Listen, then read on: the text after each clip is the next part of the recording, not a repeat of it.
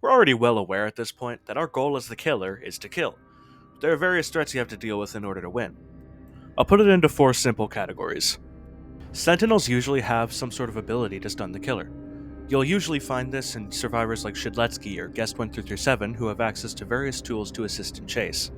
Next, we have Survivalists, which tend to have a perk that leans more towards chase extension as opposed to chase ending, usually to buy time for other survivors to do objectives or set up stuns and support. You'll usually find Survivalist traits in Noob's Drinks or Ad 7's clones, which can both be used as chase extension tools if necessary. Third, we have Supporters, survivors whose perks lean more into helping your team instead of helping yourself. It's easy to pick out the current supporters the game has, Elliot with his pizzas and Builderman with his buildings that help his team out a lot. Lastly, we have Specialists, a role that will most likely come into play the longer the game receives updates for. This role can be given to survivors that have some sort of wacky ability that can't be put into any of the first three categories. The only survivor I can put here for now would be Two Time. You could say N7 fits here because of cool GUI, or Two Time should be in the Survivalist category given his extension on Second Life, but his ability is just that, a Second Life. It could also be a supporter if he tank hits. All I know for certain is that with the update Forsaken will soon get, Taff being a Trapper-style character would fit into Sentinels, and Duskar would fit into supporters given his ability to support his team with iframes. Now you may be wondering, this is a guide on how not to get looped. Why are we learning about the survivors' roles? Well, it's to give you an idea on who to go for first. Pop quiz. You see a Shidletsky on the left path, full HP, full stamina, ability charged, yada yada, and you see an Elliot with the same. Who do you go for first? The survivor who can rock your shit for 4 seconds upon getting breathed on? Or the survivor who has, at best, a speed boost for 3 seconds? Trick question, do neither because either way you're dealing with the sword. Instead, focus the Elliot while watching the Shidletsky for any sus movements. They think you're only looking at the Elliot, so they'll try to stun you. This is where you use your most powerful attack and parry that move like it's ultra kill. Sentinels are at the bottom of the barrel when it comes to finding who you want to go for first, but there is one exception. Remember, it's potentially a 1v8 asymmetrical horror game. There's not just an Elliot and a Shidletsky. More like 2 Elliots, 2 guests, 3 Shidletskys, and a chance with 3 stacks all trying to siphon your soul for life essence. This is where we run the risk of just falling over, but here's the kicker. You gain stun immunity for a moment after getting stunned, so you can use this to wipe the floor with anyone who overcommits, not to mention some abilities hit multiple survivors. You'll usually find that what is often referred to as the worst killer, Jason, is actually better off here than the best killer in the game, Cool Kid. It's not hard to see why, but Jason's Gashing Wound gives him attack immunity for the animation, and a few seconds afterwards. And, not to mention, like John Doe in 1x4, he doesn't suffer from the skill issue disease of having 800 HP. So to recap, Sentinels are bad and Supporters are good, but what about the Survivalists or the Specialists, you may wonder? Well, simply put, Survivalists are just supporters that are harder to catch, since they have access to abilities that mess with the flow of chase, or pull you into dropping the chase entirely. The only thing I can say to counter them is to catch them off guard or not let them gain enough distance to use those abilities effectively.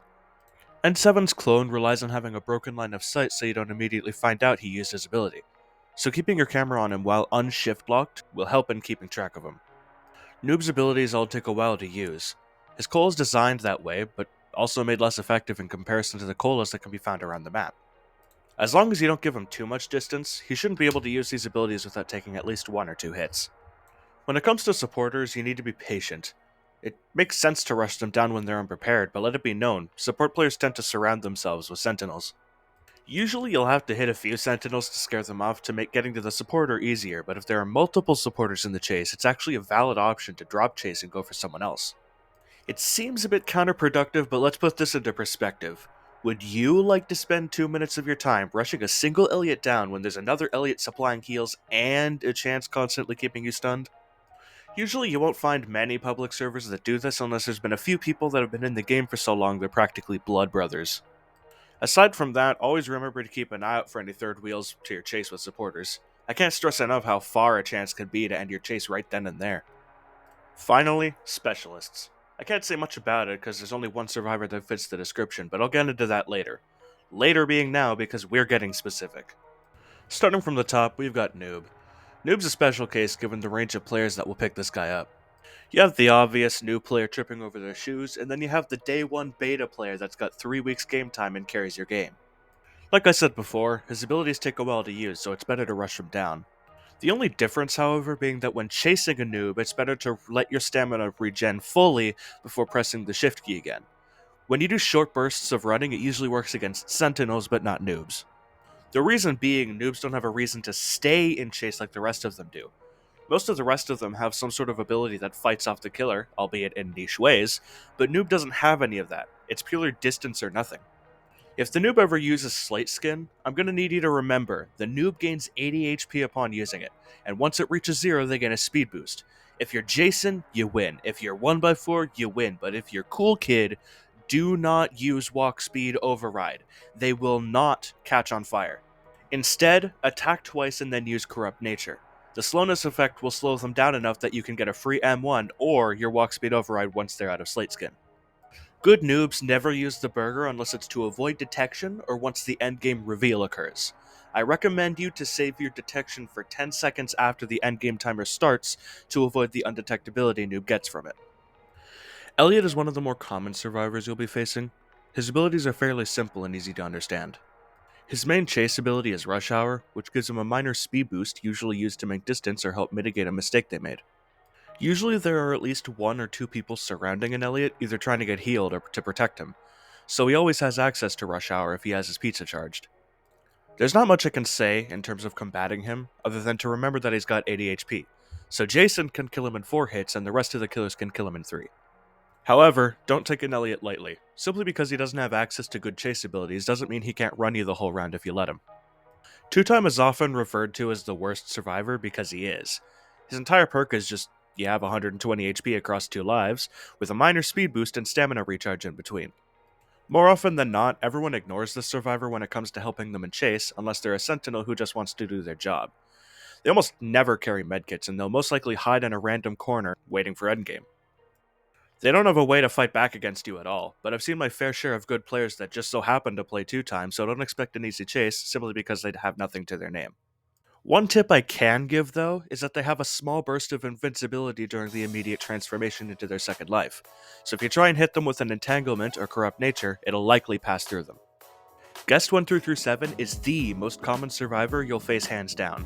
It's also commonly referred to as the best survivor in the game for good reason, but it's a lot more than just a simple block and parry. There's a lot of mind games involved. It's really a 50-50 whether or not you get paired against your childhood bully or Mike Tyson, so expect both the best and worst, but prepare for the worst, because getting countered by this guy is painful. Usually this survivor will be running around aimlessly trying to find you. His charge will displace you, and if you hit him during the charge, it'll nullify all damage.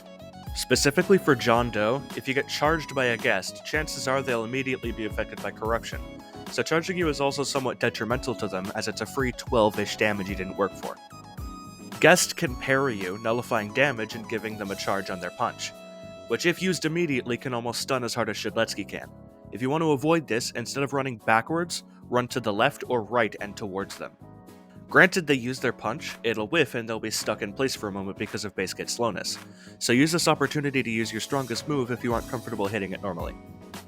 As a side note, Guest has base kit 115 HP due to his passive, so Jason will go from 5 to 6 hits, and everyone else will have to hit him 5 times unless you wait for 1x4's poison to melt him slowly. N7 is a unique case. There's not a lot of people that play him, but when you do find one, they're almost always skilled unless they just picked him up. He's a survivor that you do not want to go against during endgame, simply because of his ability to just straight up teleport across the map at will. It's advised to drop any chase that you're on in order to go after him unless it's an Elliot or a Builderman.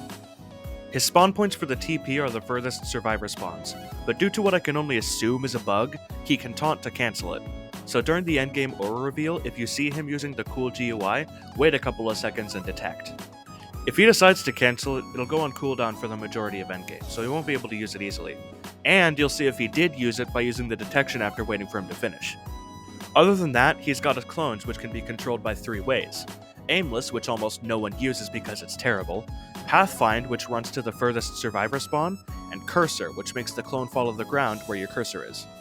Using Pathfind is usually good if they want to escape chase, and Cursor is good for a tech called clone parrying. If they're low HP, their clone carries over that HP upon being spawned. What they're attempting to do is get you to M1 the clone and get stuck in the kill animation, giving them a lot of distance as if they had stunned you.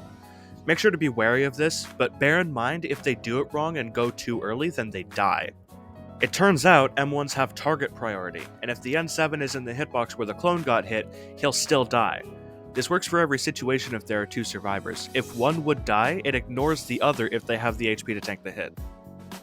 Weirdly, Shedletsky is the second worst stun you can get hit by. The stun lasts for 4 seconds and gives you ample time to think about how you got hit by the smallest hitbox in the game. That's right, this hitbox is pitiful. I see Shedletskys whiffing this ability left and right. There's a little thing they all do where they either turn a corner and swing, or suddenly turn around and chase and swing. Both easy to react to and counter. However, good Shedletsky players will use this to their benefit. Shedletsky is great at giving killers panic attacks, where they'll suddenly turn around and then bait the swing instead of using their sword. The tell on whether or not they used it is a signature sword unsheathing sound, which can be reacted to by around half a second. Instead of running to the side note, it's actually better to stop moving or move backwards here. Unlike Guest, who gets sent forward during his punch, Shedletsky stands still, and he can use this by turning around as the way the game's hitboxes work is unique. Other than that, Shedletsky is a sentinel you really don't want to initiate chase with, simply because if you ever drop chase, he has access to his chicken, which immediately heals 45 HP 2 times before it becomes exhausted. Technically, it heals 15 instantly and then slowly creeps up to 45, but you're not there to hit him out of his regeneration, so it's effectively counterless. Chase with caution. Builderman is the second supportive survivor, and he's got nothing that immediately protects him, much like 2-time. But if he prepares, he's possibly one of the hardest to catch if you don't deal with it immediately. The sentry he builds has 30-ish HP, meaning every killer except for John Doe will have to hit it twice to destroy it, wasting a lot of time. Usually cross-map distance if the Builderman knows it and pre-runs. Much like Shedletsky, he's also a survivor that you want to finish a chase with, simply because if he builds his dispenser, a fragile building, he can heal himself and everyone that stands within a radius by 1 HP a second, lowering if there's 2. If you catch him with no buildings and no sentinels to protect him, his only defense is bobbing and weaving, so don't let him 360 you. He's got 90 HP, which is only barely enough for John Doe to kill him in 3 hits, so make use of that as you will. Chance is the funny gambling survivor that is probably the most in-depth in terms of ability, but its usage is fairly linear, quite literally. If he shoots his gun, a long, thin distance in front of him is basically a hitbox, and depending on how close you are, the stun gets worse. This is why I say that Shedletsky, a 4-second stun, is still worse than Chance's stun. If you get stunned when you're right on top of them, the stun lasts for slightly longer than 4 seconds and sends you backwards a long way. The only upside to this is that if they use it, there's a percentile chance that the gun will either do nothing or explode, depending on how many charges the gun has, up to 3. For every chance in the game, the gun has a 5% decreased chance to fire, and a 2.5% chance increase to misfire or do nothing. This change slowly mitigating itself as chances in the game die off. It's not important to discuss stacks any more than to have you remember that after the ability is done, they can't use it until they flip their coin. It could be from a 50% chance to a 90% chance to fire, so don't bank on it failing. Aside from that, Chance has simultaneously the lowest and highest health pool in the game. The lowest I've seen is 65, and the highest they can go is 130, so I can't say how many M1s it would take cause even I don't know.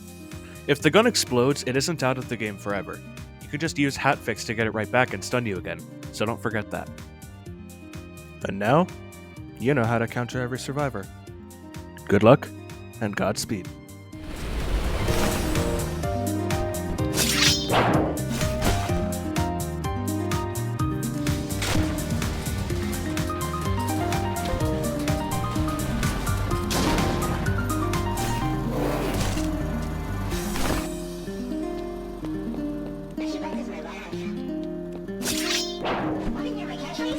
Never mind.